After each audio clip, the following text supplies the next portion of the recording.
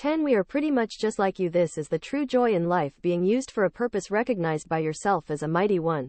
Being thoroughly worn out before you are thrown on the scrap heap. Being a force of nature instead of a feverish, selfish little clod of ailments and grievances, complaining that the world will not devote itself to making you happy. George Bernard Shaw. D. Chris showers the streets. The horrific sounds continue as the South Tower rubble settles, concrete, steel, and glass groaning and grinding its way downward. We are running along the sidewalk when Russell and I hear an opening. Right, I cry out. I feel an overwhelming yearning to be inside a safe and secure building that isn't going to collapse or burst into flames. David goes with us. Just after Russell turns and goes into the opening, she stops, the first time she's stopped all day without my direction. What does she see? She wouldn't stop without good reason. I slide my right foot out and feel the edge of a step, and I can hear the echo of a stairwell going down. Russell has stopped me at the top of a long flight of stairs. I still don't feel safe though. I want to get farther away from the hellish situation outside. I need a safe place to breathe and regroup. So does Russell. I'm not sure where we are yet, but I trust her, and we are going in.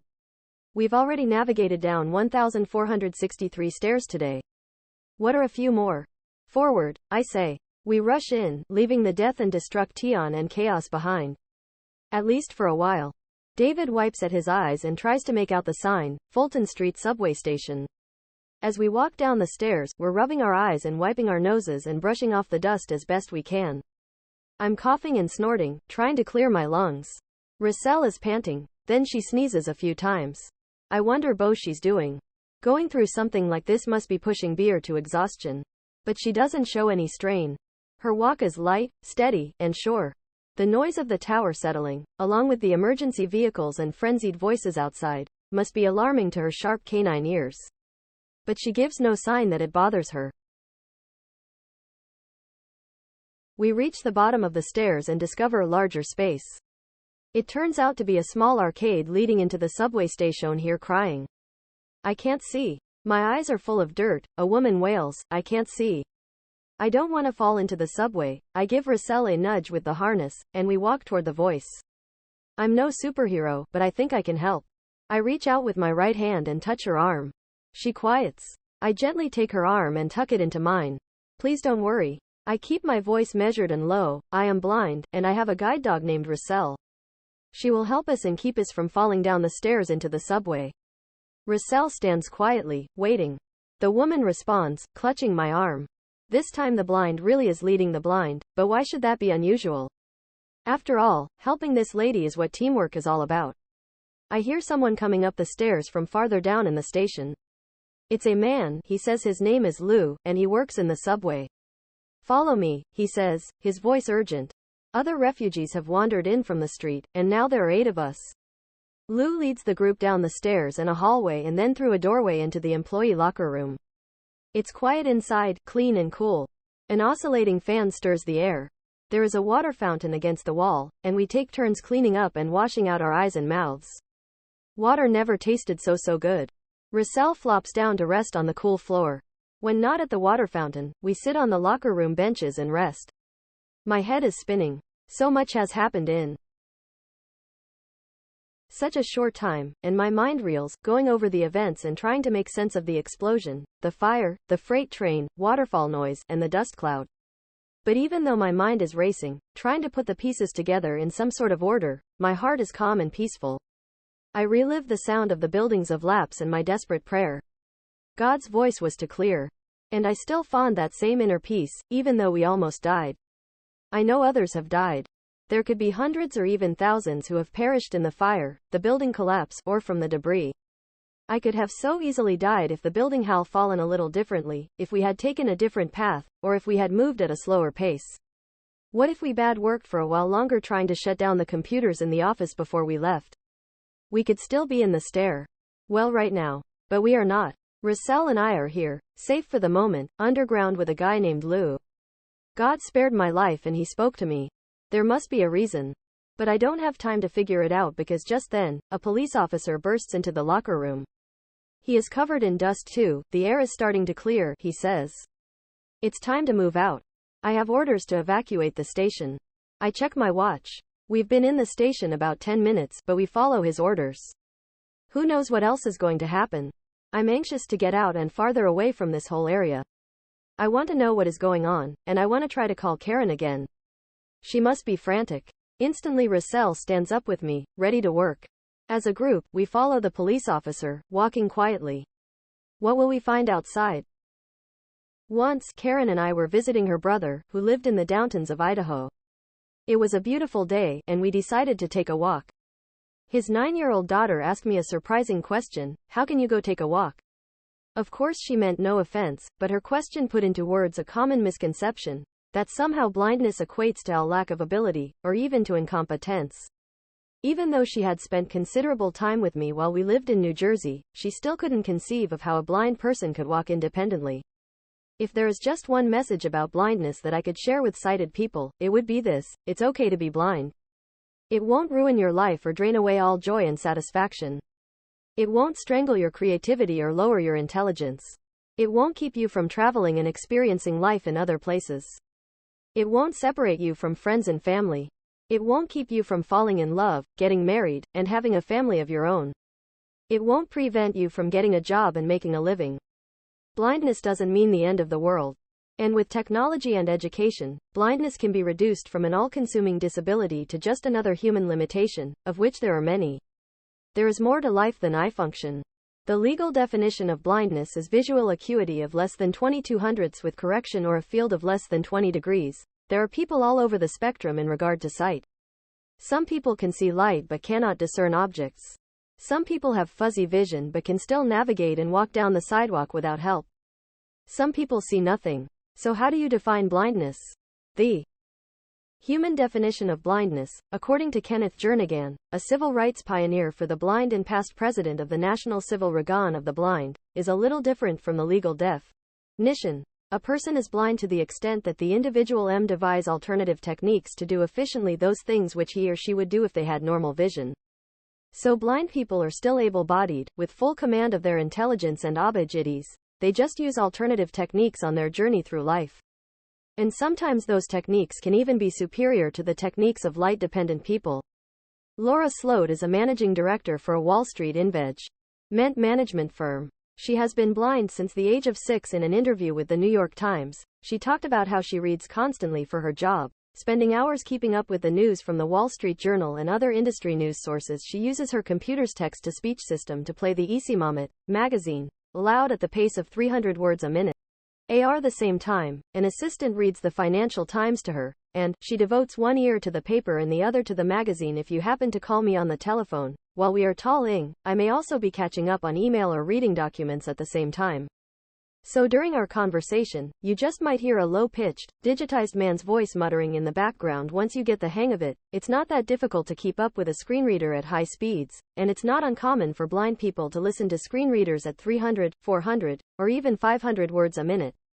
Blindness doesn't mean inferiority. When Kenneth Jernigan took over the presidency of the National Federation of the Blind, he began his leadership of a movement based on the belief that a blind person can compete at almost anything on terms of equality with a sighted person.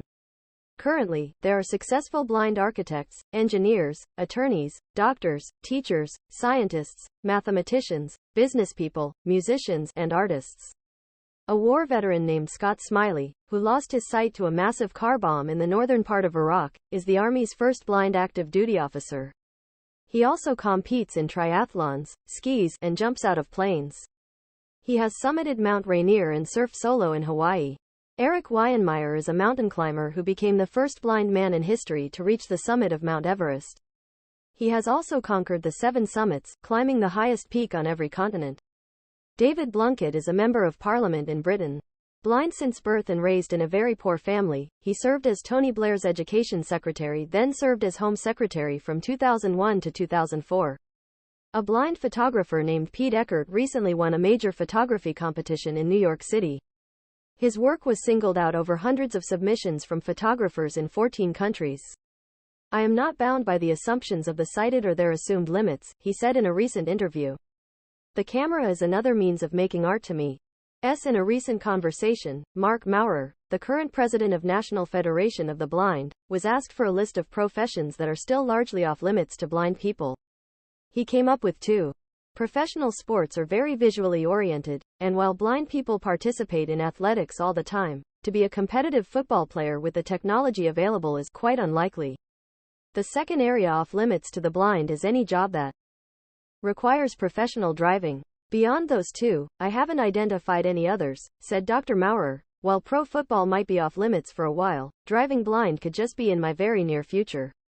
While I've driven a car a few times around Palmdale, UC Irvine, and the parking lot at George's Burgers with my Salesforce, it was always brief and just for fun. I needed a sighted person as a guide because the technology did not exist for me to drive public roads safely and legally. But oft is changing, with some new technology in development under Dr. Dennis Hong, a professor of mechanical engineering and director of the Robotics and Mechanisms Laboratory at Virginia Tech. The project is designed to allow blind people to independently drive automobiles one day through novel non-visual user interfaces. I haven't had the chance to try it out yet since it's still in development, but I've heard it involves a special steering wheel used to communicate with and direct the car. A second-generation prototype is now in the works, using a modified 2010 Ford Hybrid Escape with even better interface technology. Someday soon I'll be able to take Karen out for a drive.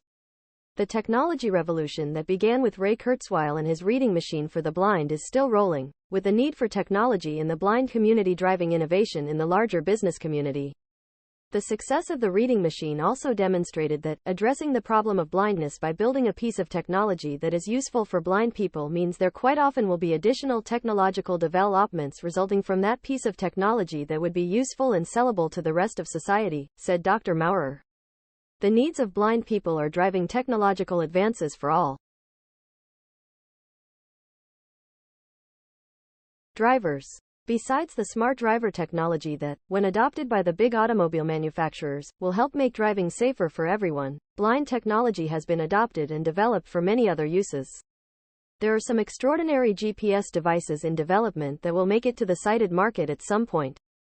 Kurzweil developed dictation technology that has crossed over and is built into the Dragon naturally speaking computer programs. And a new ebook reader called Bleo will be released by the time this book appears.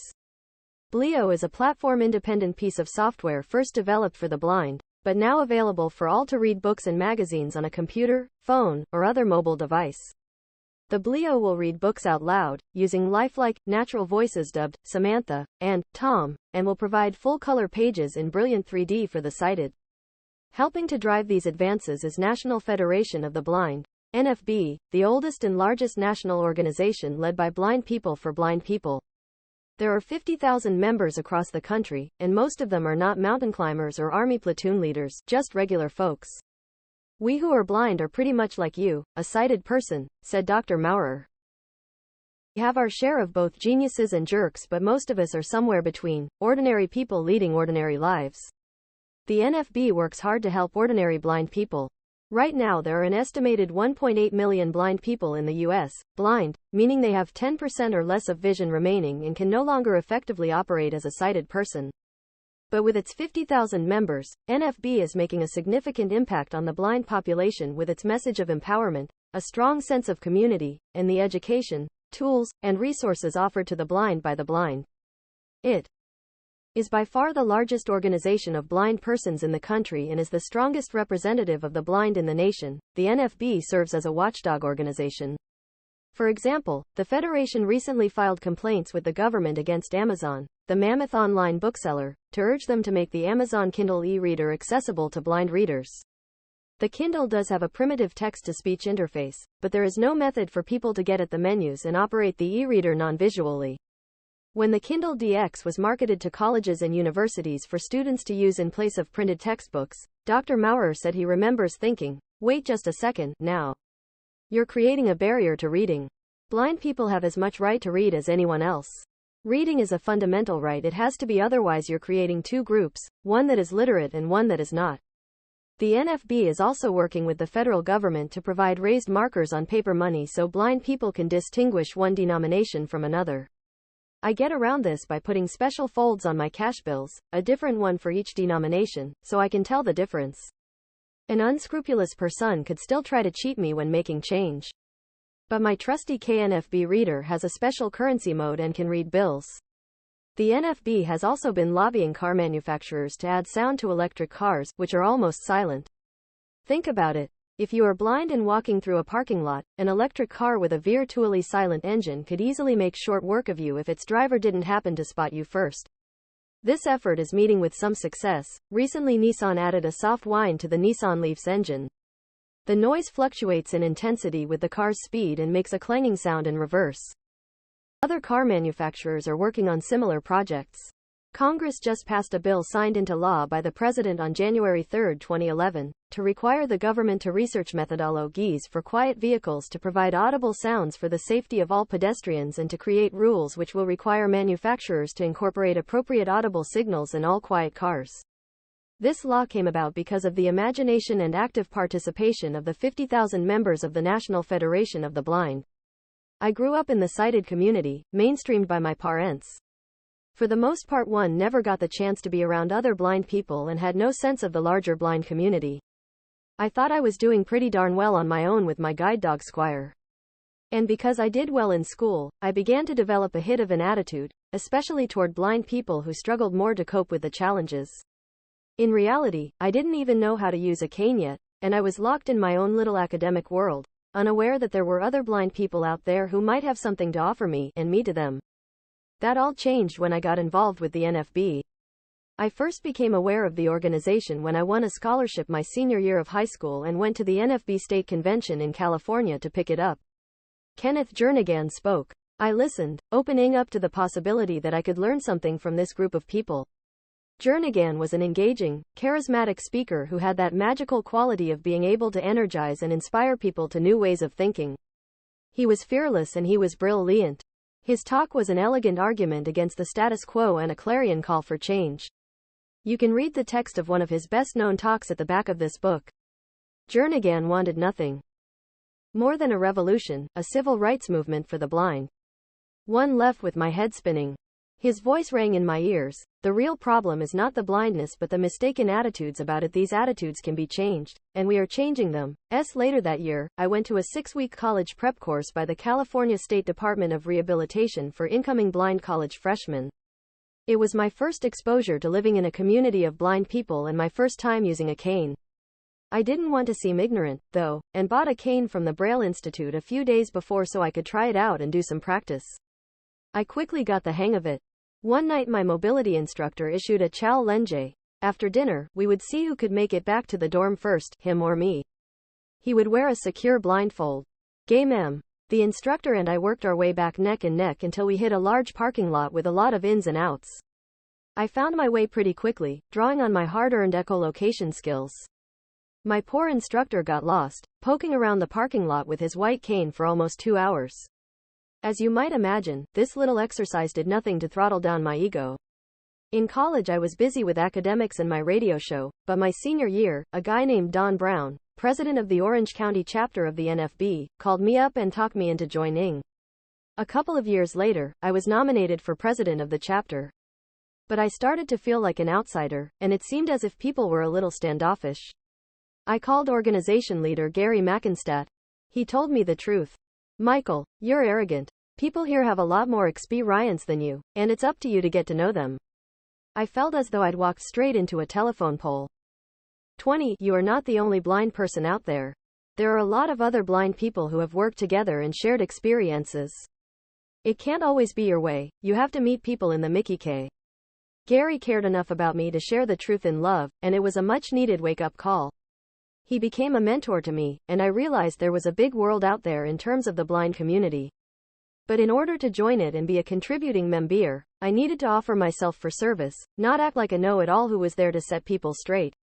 I realized that every time one blind person takes a step forward, so does the whole community.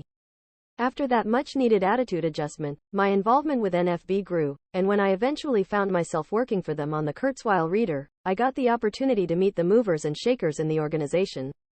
I hit it off with Dr. Maurer. We had a lot in common. He had also been blinded as a newborn from excess oxygen. We both loved science, and we were both pretty opinionated. I participated in a number of demonstrations and walks on the Capitol and interacted with national political leaders. And I always had fun. I guess that's the salesman in me. You've got to have fun.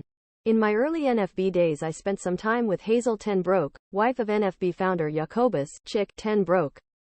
Dr. Ten Broek founded the NFB in 1940 in Berkeley, where he was a professor and chair of the speech department. After his untimely death, I had the opportunity to spend a week at Mrs. Ten Broek's house to help her with some filing and other tasks related to her job as editor of the Braille Monitor. I soaked in her hospitality, along with the history and legacy of this amazing couple who had led the charge for blind civil rights. Dr. Ten Broek had advocated CN welfare reforms based in constitutional law, and he helped lay the groundwork for the legal protections blind people enjoy today. My fondest memory from my time in Berkeley with Mrs. Tencock was walking down the hill after dinner to Batz's Ice Cream Park, buying a quart of their gourmet ice cream, and having it for breakfast with her the next day. The NFB has strengthened me, encouraged me, equipped me, and empowered me to live and to work with confidence and freedom. I've had the privilege of becoming a part of a community of blind people who are living abundant, joyful lives and the privilege of serving in a civil rights movement that will guarantee our blind children and grandchildren access to education, literacy, satisfying employment, and purposeful lives. It's a big world and I'm excited to be a part of it and to serve people, blind or sighted, in any way I can. Oh, and don't forget to keep one eye on the rearview mirror. One of these days you might just see a blonde-haired, light-eyed blind guy gaining on you in a snazzy, red sports car.